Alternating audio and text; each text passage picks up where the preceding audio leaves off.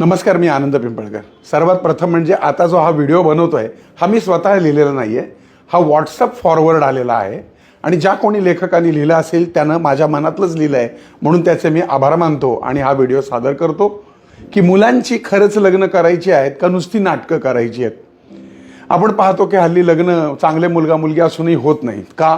कारणं असंख्य आहेत, जसं की कमी शिक्षण आहे नको, पगार कमी आहे नको, खेड्यात राहतो नको, शेती नाही नको, स्वतःचे घर नाही नको, घरात सासू सासरे आहेत अरे बापरे मग नको, शेती करतो अजिबात नको, धंदा करतो काय सांगावं खड्ड्यात जाईल नको, शहरापासून फार लांब राहतो नको, माझं आयुष्य या शहरात गेलंय त्या शहरात मी कसं ऍडजस्ट करेन, रंगाने काळा आहे अरे बापरे नको, विरळ केस आहेत नको, टक्कल आहे नको, बुटका आहे म्हणून नको, फार उंच आहे म्हणून नको, जाड आहे म्हणून नको, तगडा आहे म्हणून नको, चष्मा आहे म्हणून नको, वयात जास्त आहे म्हणून नको। आता तो ज्या एरियात राहतो तो एरिया बरोबर नाही म्हणून नको। आता पुढे काय तर मंगळ आहे म्हणून नको, त्याच्या पुढचं कारण एक नाडी आहे म्हणून नको, नक्षत्राचा दोषच आहे, मैत्री दोषच आहे, राक्षसगण मनुष्यगण दोषच आहे मग नको। आता ह्या असंख्य कारणांनी जर तुम्ही लग्नाला नकार देत राहिलात तर मग लग्न करणार कधी, संसार कोणाबरोबर करणार, तुम्ही मायबाप होणार कधी, तुमच्या जीवनात नातवंड येणार कधी, तुम्ही सासू सासरे आजी आजोबा होणार तरी कधी। बरं, एवढ्या सगळ्या कारणांसाठी मुलाला नकार देत असताना मुलींमध्ये अशी कोणती गुणवैशिष्ट्ये असतात हे आईवडील सांगू शकतील का?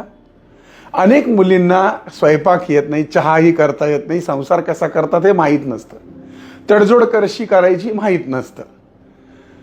मान्य आहे मुली हुशार आहेत, शिकलेल्या आहेत, स्वतःच्या पायावर उभ्या आहेत, म्हणून तुम्ही त्यांच्यापेक्षा हुशार जावयांची आणि त्याच्या लठ्ठ पगाराची त्याच्या प्रॉपर्टीची अपेक्षा ठेवणार, मग त्या अपेक्षा पूर्ण नाही होत म्हणून स्थळांना नकार देत राहणार आणि या सगळ्या कारणामध्ये मुलीचं वय मात्र वाढत राहणार। या सगळ्यात नुकसान होतंय ते कमी पगार असलेल्या चांगल्या स्वभावाच्या निर्व्यसनी मुलांचं, ज्यांना मनापासून जोडीदार हवा असतो पण मुलींच्या आणि त्यांच्या आईवडिलांच्या काही त्यांच्या नातेवाईकांच्या वेल सेटलच्या व्याख्येमध्ये ते बसत नाहीत, त्यामुळे ही स्थळं मागं पडतात।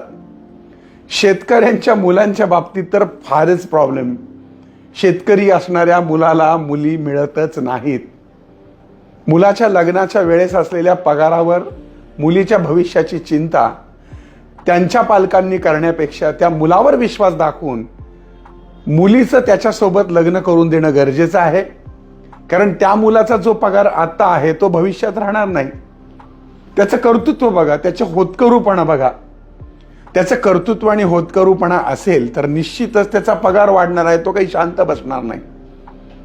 जशी मुलीची स्वप्न असतात तशी मुलाची देखील स्वप्न असतात, त्याची स्वप्न पूर्ण करण्यासाठी भरारी घेण्यासाठी नवीन उत्साह उमेद बळ मिळणार आहे आणि पगारही चांगला आहे म्हणजे मुलगी सुखी राहील हा गैरसमज आहे बरं का, लक्षात ठेवा। कित्येक करोडपतींकडे नांदणाऱ्या मुलींनी देखील तक्रारी नोंदवल्या, त्यांच्यावर केसेस चालू आहेत सासरकडच्या लोकांवर। भरपूर पैसा असला म्हणजे मुलगी सुखी असते असं अजिबात नाही। भविष्यात काय होणार आहे हे शक्यतो आपल्याला अंदाज येत नाही। एखादा पोरगा चांगल्या नोकरीला असेल तर तो नोकरीवरनं खाली येऊ शकतो, रंकाचा राजा राजाचा रंक होऊ शकतो। खरं तर हल्ली लग्न म्हणजे मुला मुलींपेक्षा त्यांच्या आईवडिलांसाठी आणि त्यांच्या नातेवाईकांसाठी खरं तर स्टेटस सिम्बॉलचा विषय झालाय। माझा जावई डॉक्टर आहे, इंजिनियर आहे, MBA आहे, MCA आहे हे सांगण्यात आणि एवढं लाखाचं पॅकेज आहे तेवढं लाखाचं पॅकेज आहे सांगण्यात पालकांना मोठेपणा वाटतोय आणि तसं स्थळ मिळावं यासाठी प्रत्येक मुलीचा आणि मुलीच्या आईवडिलांचा आणि नातेवाईकांचा प्रयत्न असतो। पण सर्वांनीच अशा अपेक्षा ठेवल्या तर बाकीच्या मुलांनी करायचं काय, त्यांची लग्न कशी होणार हा प्रश्नच आहे। पूर्वीच्या काळी जेव्हा लग्न व्हायची त्यावेळेस मुलं मुली एकमेकांना पाहायचे देखील नाही, लग्न लावून दिली जायची, म्हणून काय घटस्फोट व्हायचे का? तेव्हा ऍडजस्टमेंट केले जायचेच ना, उलट घटस्फोटाचं प्रमाण तेव्हा कमी होतं। पण जेव्हापासून लग्नामध्ये माणसापेक्षा शिक्षण पैसा प्रॉपर्टी याला महत्त्व आलंय तेव्हापासून घटस्फोटांचं प्रमाणही वाढलंय, हे सत्य विसरून चालणार नाही. विवाहामध्ये भौतिक सुखांपेक्षा मानसिक सुखाची, आधाराची आणि समजूतदारपणाची जास्त गरज असते. आईवडिलांनी आपल्या मुलामुलीचा सुखाचा विचार जरूर करावा, पण तो करत असताना त्यांच्या वाढत जाणाऱ्या वयाचा आणि निघून झालेल्या वेळाचंही भान आईवडिलांनी त्यांच्या नातेवाईकांनी ठेवायला हवं. कुठेतरी थांबायला हवं आणि अपेक्षांवर अडून न बसता तडजोड करून पुढे जायला हवं, कारण अपेक्षा ह्या कधीच न संपणाऱ्या असतात.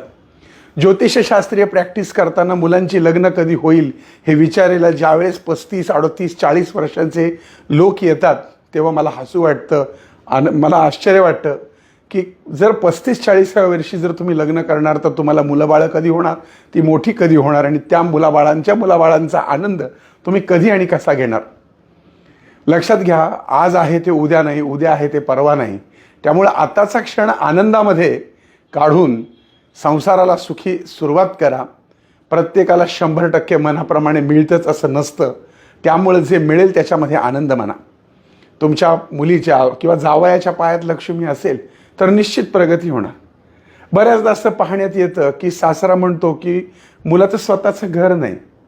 मुलाचं वय किती, तर 28 ते 30च्या रेंजमध्ये. अहो काका, तुमचं जेव्हा लग्न झालं आणि तुम्ही जेव्हा 28 ते 30 वर्षाचे होता तेव्हा तुमचं स्वतःचं घर झालं का हो? अर्थातच त्यांचं घर 50व्या वर्षी झालं. त्याच पद्धतीने त्यांना असं वाटतं की 25 ते 30च्या रेंजच्या मुलाची एवढी प्रगती असावी की बास रे बास, त्यानं मुलीला मर्सिडीजमध्येच फिरवावं. तर लक्षात घ्या, थोड्याशा अपेक्षा कमी करा. मी मुलीच्या वडिलांना दोष देतो अशातला भाग नाही. बऱ्याचदा असं पाहण्यात येतं की मुलांची लग्न करायची आहेत, पण ज्यावेळेस फोन केला जातो की तुमची मुलगी किंवा तुमचा मुलगा लग्नाचा आहे का, त्यावेळेस समोरच्या व्यक्तींकडनं रिस्पॉन्सच दिला जात नाही. फोन उचलले जात नाही. उचललं तर बोललं जात नाही. बोललं तर भेट घेतली जात नाही. अगदी कांदा पोहे आता तर तो विषय मागच राहिलाय. मुलगी म्हणते मी आधी भेटते, पाहते, मला आवडला तर विचार करते. बऱ्याचदा असंही पाहण्यात आले की मुलगी म्हणते की मी त्याच्याबरोबर वर्षभर राहीन, काय म्हणतात ते, लिव्ह रिलेशनशिप, आणि मला वाटलं तर पुढे कंटिन्यू करेन. नाही चालत असं. तेव्हा काळजी घ्या. आता तर नवीन एक ट्रेंड वेगळा चालला आहे की मुलींची लग्न करतायत आणि मुलांची लग्न करतायत. ठीक आहे, हा ज्याचा त्याचा व्यक्तिगत स्वातंत्र्याचा भाग आहे आणि कायदा सुद्धा त्याला जर मान्यता देतोय, तर माझं त्याच्याबद्दल काही म्हणणं नाही. परंतु अपेक्षांचं ओझं मात्र कमी करा, म्हणजे लवकरच आपल्या मुलाबाळांची लग्न ठरतील. हा लेख मी लिहिलेला नाही, ज्यांनी कोणी लिहिला आहे हा मला व्हॉट्सअपवर आला होता. त्या अज्ञात लेखकाच्या आभारासह मी सादर करत आहे.